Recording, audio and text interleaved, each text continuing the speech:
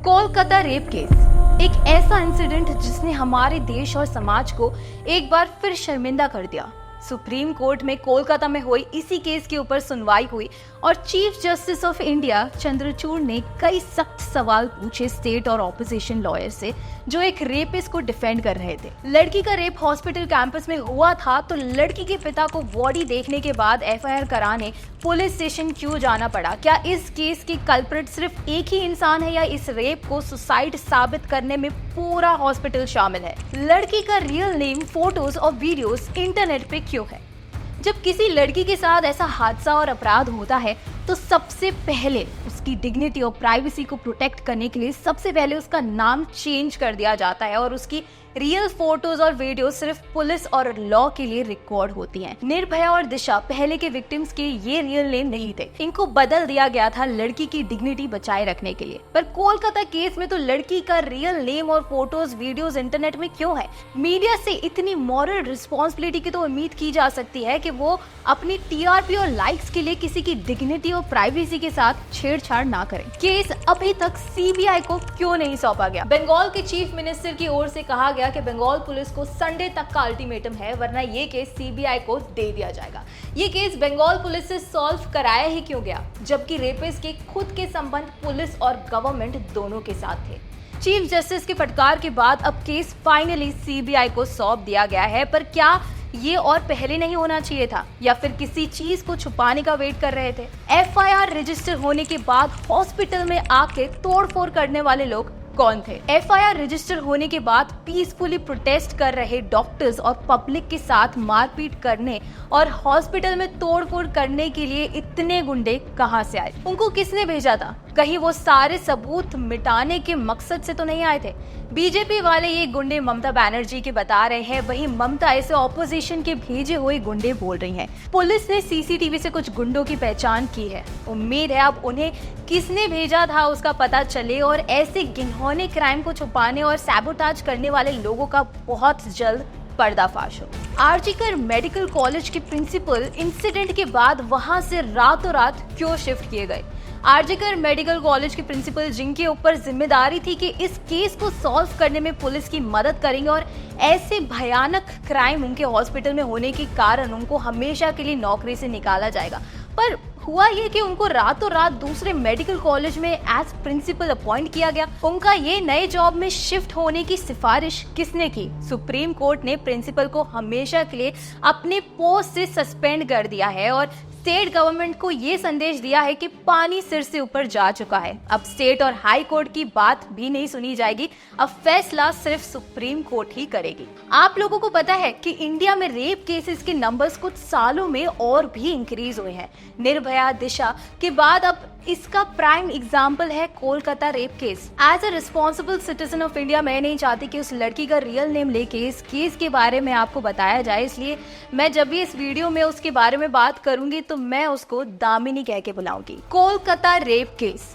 एक ऐसा हादसा जिसने एक बार फिर से पूरे देश को हिलाकर रख दिया है और हमें ये सोचने पर मजबूर कर दिया है वाकई में हम वो समाज और सभ्यता वाले लोग हैं जहां एक स्त्री को देवी मान के पूजा की जाती है।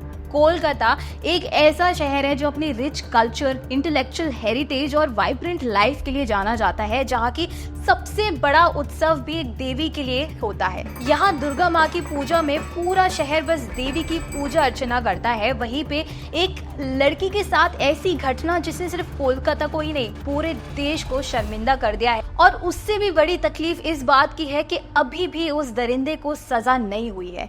एक लेडी डॉक्टर जो कि आरजीकर मेडिकल कॉलेज में ट्रेनी थी, लड़कियों के लिए वैसे ही हमारे देश में वो अपॉर्चुनिटी और फैसिलिटीज नहीं मिलती हैं कि वो आगे पढ़ाई करें और अपनी लाइफ में कुछ बने। दामिनी जैसी बस कुछ गिनी चुनी लड़कियां होती हैं जो शादी के जोड़ी की जगह डॉक्टर की यूनिफॉर्म पहन के अपने आसपास की लड़कियों को इंस्पायर करती हैं। आस पड़ोस की बहुत बच्चियां दामिनी को देख के डॉक्टर बनने का सपना देखती होंगी और उसके साथ ये क्राइम सिर्फ उसकी जिंदगी को ही नहीं, हर उस बच्ची के सपनों का मर्डर हुआ है जो दामिनी जैसी जिंदगी में कुछ बनने का सपना देख रही है। ये बंगाल केस ने पूरे सोसाइटी को शॉक कर दिया है और हमारे समाज को ये बता के गई है कि रक्षक ही भक्षक बन जाए तो ऐसे समाज का पतन होना तय है। हमारा समाज इस बात से बहुत अच्छी तरीके से परिचित है कि जब जब किसी स्त्री पे ऐसे अपराध हुआ है तो उसके प्रायश्चित में हमेशा रामायण और महाभारत हुआ है। लगता है ये केस ऐसी ही हमारी समाज को एक लास्ट वार्निंग है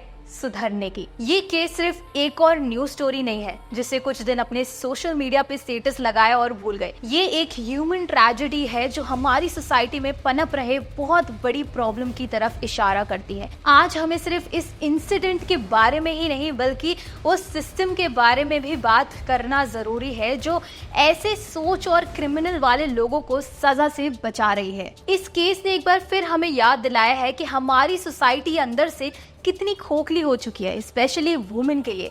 रोज हजारों लड़कियां और महिलाएं इस डर के साथ जीती हैं कि कब उनके साथ ऐसा कुछ हो जाए। ऐसा ही चलता रहा तो फिर से औरतें पर्दे में रहने को मजबूर होंगी और विश्व गुरु बनने की सोच रखने वाले भारत विश्व गुरु तो होगा पर क्राइम और वुमेन हरासमेंट की लिस्ट में। लेकिन अब यहाँ सवाल ये है कि कब तक हम ऐसे इंसिडेंट्स को न्यूज में देखकर सिर्फ थोड़ा सा सैड फील करेंगे और फिर कुछ दिन बाद सब कुछ भूलकर अपनी लाइफ में आगे बढ़ जाएंगे। हमें एक्शन लेना होगा। अब मोमबत्ती से काम नहीं चलने वाला।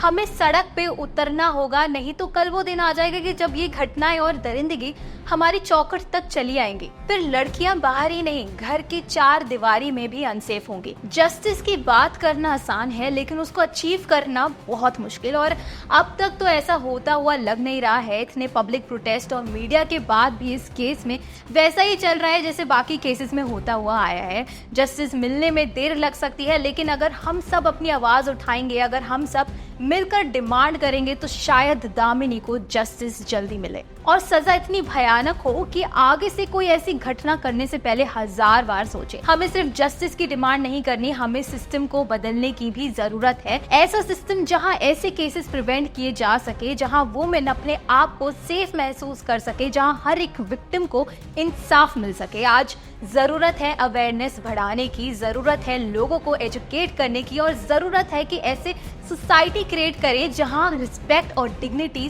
सबके लिए हो। और ये सिर्फ लॉ इन्फोर्समेंट या गवर्नमेंट की जिम्मेदारी नहीं, हम सबकी जिम्मेदारी है।